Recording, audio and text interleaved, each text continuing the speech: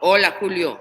Hola, Sabina, perdón que andamos aquí, ya sabes, con mil enredos técnicos, pero bueno, discúlpanos, por favor.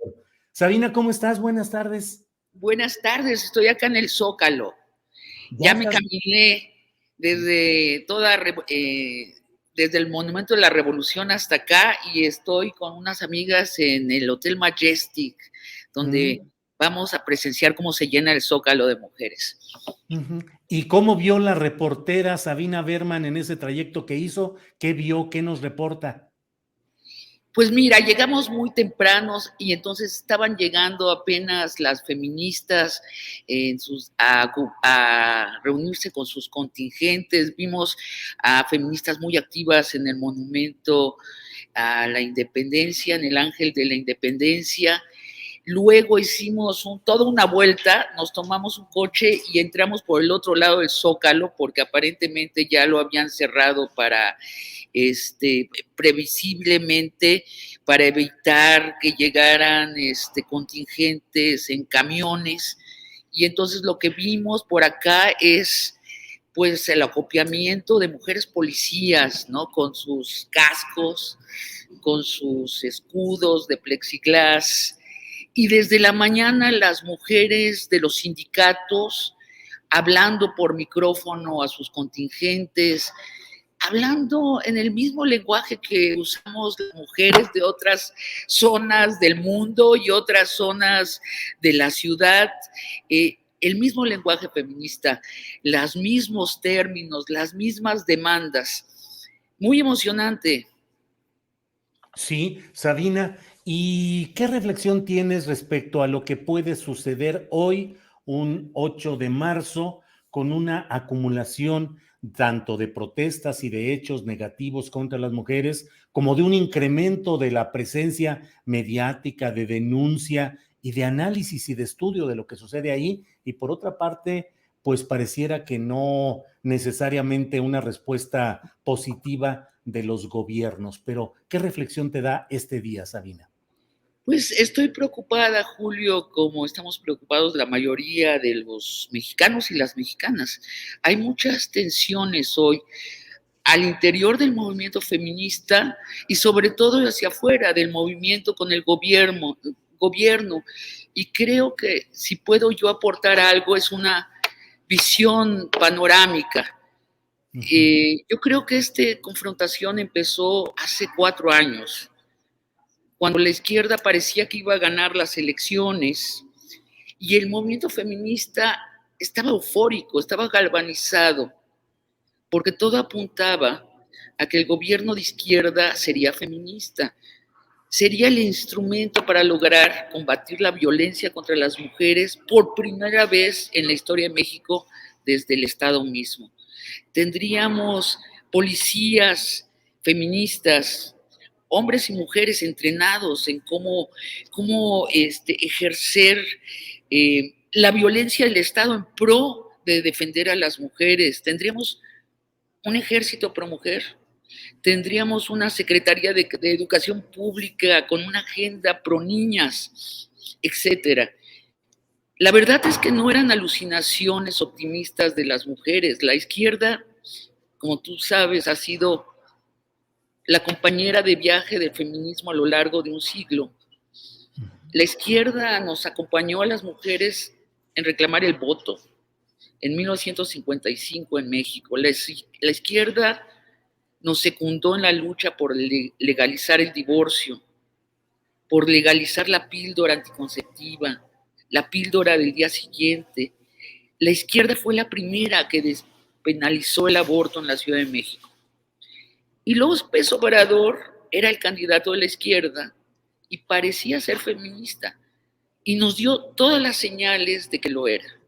Nombró un gabinete de mitad de mujeres, nombró como su segundo de a bordo a una mujer, a la secretaria de Gobernación, y esa mujer nos dijo con todas sus palabras lo que queríamos escuchar.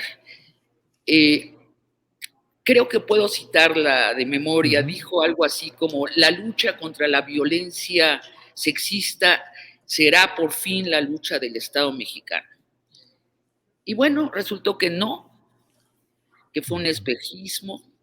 Este gobierno, llegado al poder, no ha sido feminista, ni en la retórica, ni en los hechos, y entonces tienes un movimiento feminista galvanizado, listo para el triunfo, y por el otro lado, un gobierno que de pronto le cierra las puertas. Y digo de pronto porque 4 años en el trayecto de la historia de México o del movimiento feminista es de pronto. Sabina, y dentro de lo que se ha estado viviendo hoy, Palacio Nacional tiene vallas, unas altas y muy notabilísimas vallas. El presidente de la República también ha hecho señalamientos acerca, pues, de que hay preparativos violentos y que buscan descarrilar o buscan afectar el proyecto político de la 4T. ¿Qué opinas de los hechos concretos de la vigilancia, las vallas y el discurso presidencial? Bueno, es que cuando el presidente habla de que el feminismo está atacando al gobierno, no precisa qué feminismo. Y eso vuelve muy irracional para la gente que lo observa de afuera el paisaje. Hay que decir quiénes son las mujeres encapuchadas, vestidas de negro, convencidas de la acción directa, que llegan a la marcha en la Ciudad de México y en otras ciudades del país, sí, para pintarrajear, para romper cristales, para cantar consignas muy agresivas, para pintarlas en las paredes. ¿Quiénes son? Bueno, estas mujeres son mujeres anarquistas. Son las víctimas más víctimas entre nosotras las mujeres.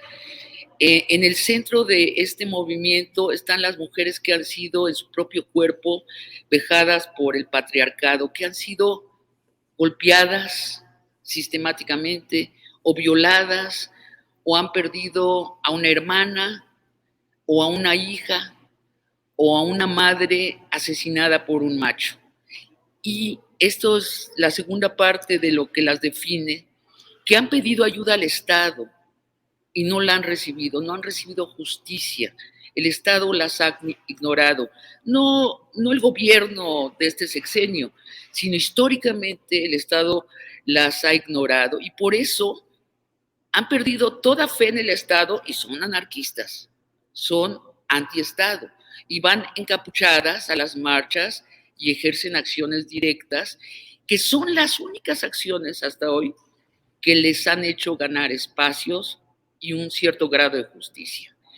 A mí me parece que la suya es una rabia legítima. Creo que todas las mujeres lo comprendemos. Y al ejercerla hacia el mundo, estas mujeres también se empoderan, adquieren pertenencia a su grupo y adquieren una fuerza colectiva. El presidente quiere desconocer o desconoce, no lo sé, la identidad de estos grupos. Pero le gusta al presidente, lo entienda o no, le convenga o no, son la encarnación de esta oportunidad perdida que tuvo el Estado mexicano de volverse feminista, de representar y ejercer las mejores causas de las mujeres y que dejó pasar.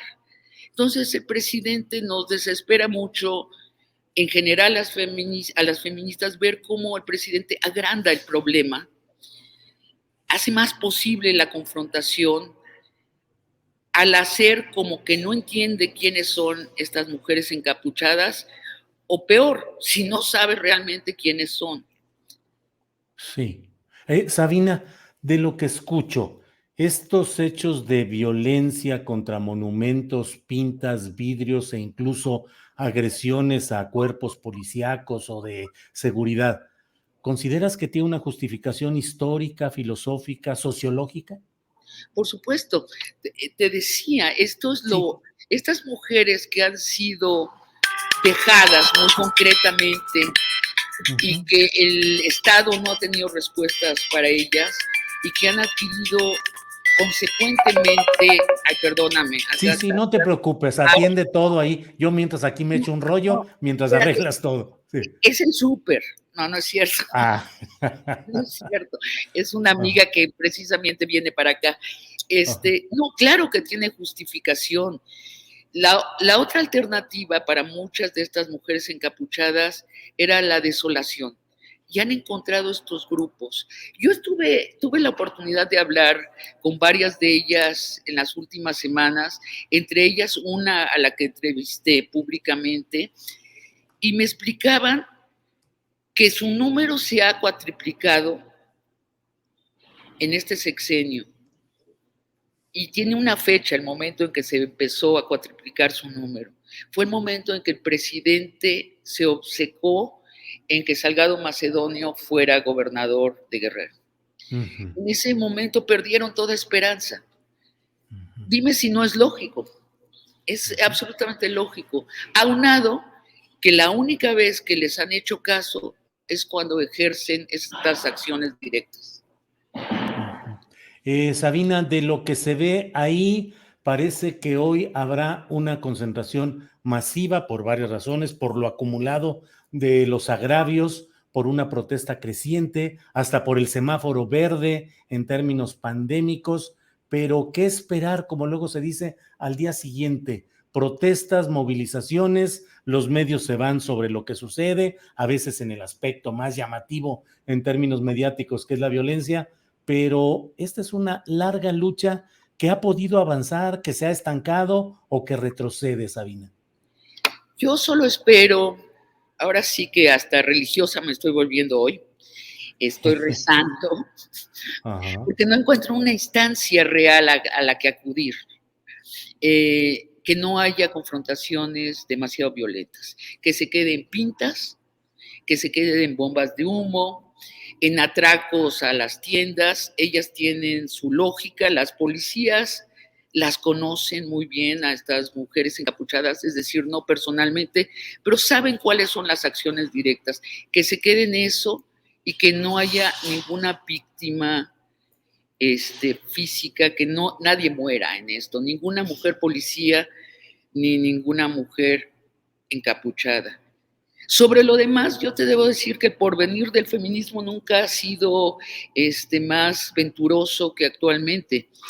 Uh-huh. Sí perdimos al Estado, creímos que íbamos a entrar al Estado, no personalmente, uh-huh, sino que el Estado, por primera vez, el Estado iba a estar de parte de las mujeres para resolver nuestra desigualdad y las violencias que se ejercen contra nosotras, pero lo perdimos.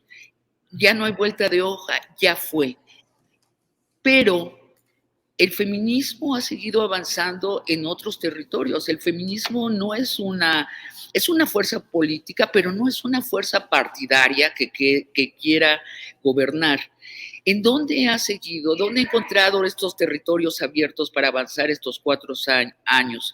Mira, en el sindicalismo, por ejemplo, se ha creado el Sindicato de Empleadas Domésticas, que pronto será el sindicato más grande del país, con 3,5 millones de sindicalizadas. ¿Dónde ha avanzado? En las comunidades indígenas. Por primera vez en los últimos años, las mujeres indígenas están sacando del secreto las prácticas misóginas, los usos y costumbres misóginas, y están exhibiéndolas y están exigiendo que las leyes las prohíban, como en el caso de los matrimonios de las niñas, que es una costumbre muy antigua, pero ahora las mujeres indígenas están diciendo ya basta. ¿Dónde más?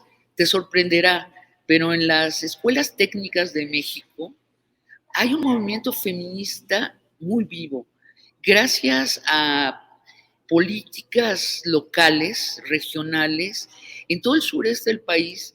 Las preparatorianas de estas escuelas técnicas están recibiendo, ¿cómo decirlo? Pertenecen a grupos feministas que les cambian el destino, ¿no? Si en sus comunidades regionales las habían entrenado para subordinarse a los novios, a los esposos, para dejarse maltratar y explotar, bueno, estos grupos les están dando una segunda oportunidad, una nueva identidad feminista. En la clase media, las mujeres han estado avanzando estos 4 años en las pirámides de las empresas. ¿Dónde más? Te digo un lugar muy importante y además de una importancia crítica en el periodismo. Tú mismo tienes un programa donde la mitad de los colaboradores son colaboradoras. Esto hace 5 años, Julio, no creo que hubiera sucedido. Y han aumentado las mujeres visibles en el periodismo y desde los medios están haciendo una diferencia. Lo más notable es que las mujeres de los medios hemos creado ahora sí que un lobby feminista. No importa si seas de una cadena o de otra, si seas de derecha, de izquierda, del centro, si seas frívola o si seas muy seria, todas tenemos un acuerdo de llevar los temas de las mujeres a los medios y de ser cómplices en la resolución de ciertos asuntos. Nos comunicamos por chats y los resultados han sido buenísimos. Y por fin, para terminar, yo diría que hemos ganado la batalla cultural, la de las palabras. Creo que nunca en México había habido tantos señoros feministas. Sí, sí. Sabina, hablas de ese triunfo cultural. Te agradezco, sé que está ahí el movimiento con quienes estás.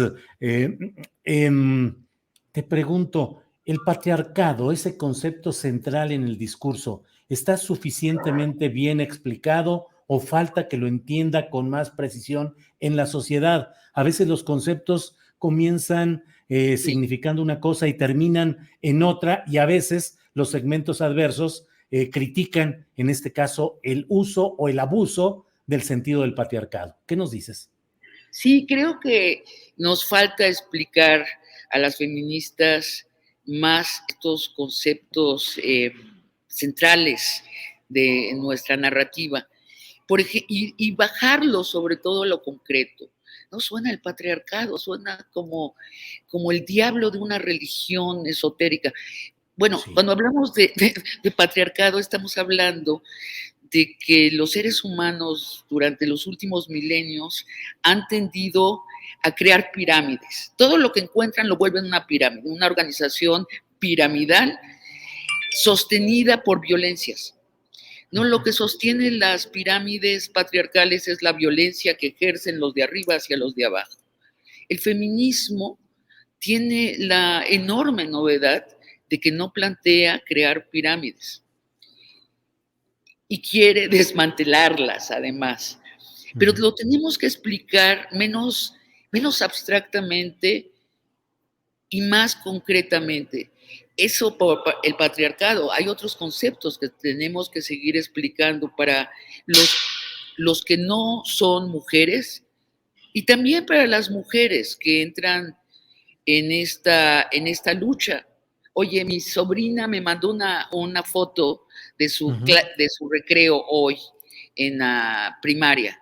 Todas están vestidas de morado, con sus pañoletas verdes, levantando el puño.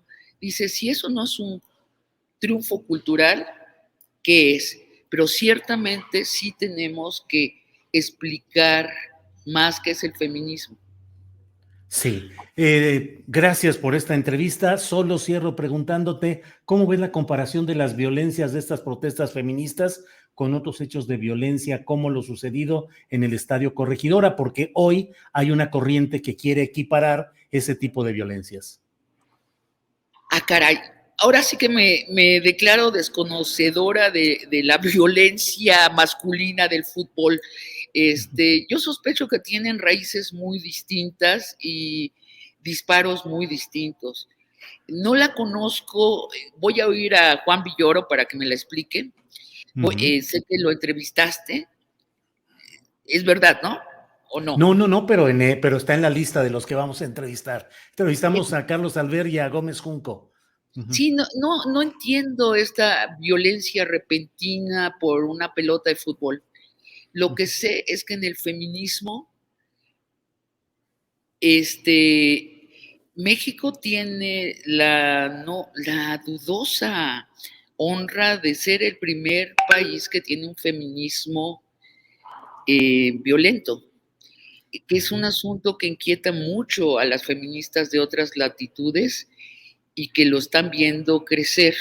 Pero de nuevo, la violencia aquí deriva de vejaciones muy, muy concretas, de violaciones, asesinatos, de acosos, de infancias llenas de golpes.